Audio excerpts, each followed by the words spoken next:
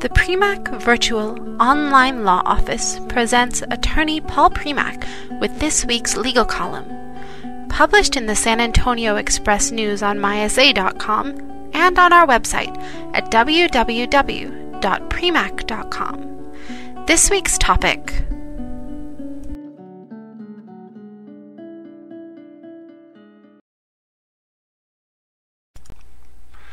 Dear Mr. Premack, my mother died last year. I took care of her till she died. Not one of my brothers or sisters helped. I was living in Mother's house, paying her bills on my own. The house is left to all her children. Do I have more entitlement to the house, and am I able to claim ownership of the house? Signed, MLG. Dear Mr. Premack, my father died and left no will. I, his son, was the caregiver since Mother died years ago. He acquired 20 acres with a veteran's loan. I paid all the loan installments, taxes, and credit insurance. I also made payments on a mobile home that sat on one of the acres. How do I now claim my rights to the acres and the mobile home? My sister had hired a lawyer to fight me, but has now left town, and I don't know how to reach her. Signed, SCG. Note the common elements in both of these questions. 1.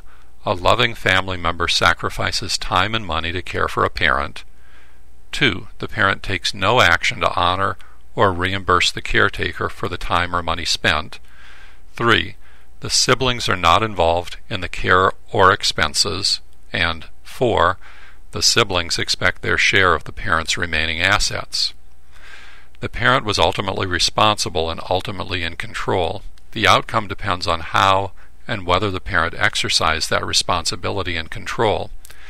In the first case, from MLG, Mother had a will which leaves all assets to the children. That was her right. That was her decision.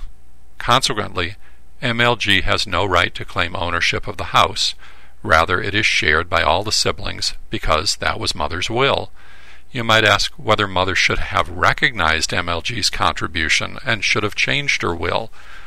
Only Mother could have answered that question, and in fact did not change her will. If she was of sound mind, it would have been kind of her to recognize MLG's efforts, but it was not legally required. In the second case, from SCG, Father did not have a will, so the state's laws of intestacy controlled distribution of the land and the mobile home. Father made no choices for himself. He ignored his obligation to be responsible and his power to be in control. Consequently, all of the children inherit equal shares of the acreage and mobile home. If Father had been of sound mind, it would have been kind of him to recognize SCG's contribution of time and money, but it was not legally required. Since both parents accepted this help from the responsible child, is there nothing the child can do to be compensated for the time and money spent?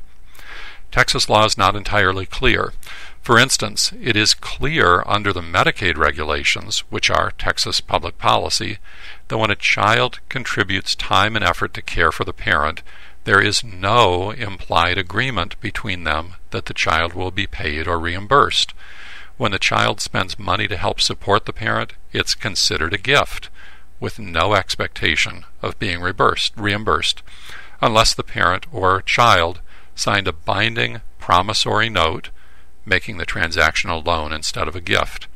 On the other hand, it may be possible for the child to claim quantum meruit, that is, that the contributions toward the parent's care were just, and that the child merits reimbursement. Do you now want to spend more time and more money bringing a questionable claim in court?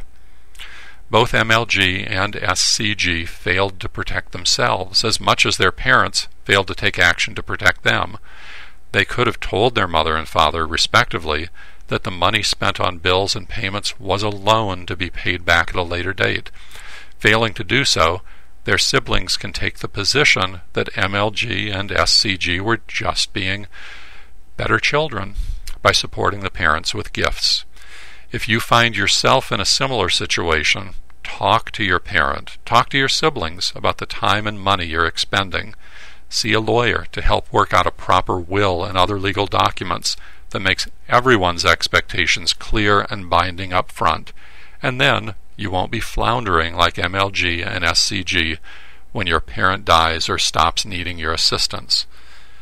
By the way, SCG, your sister hired an attorney. Contact her through the attorney's office.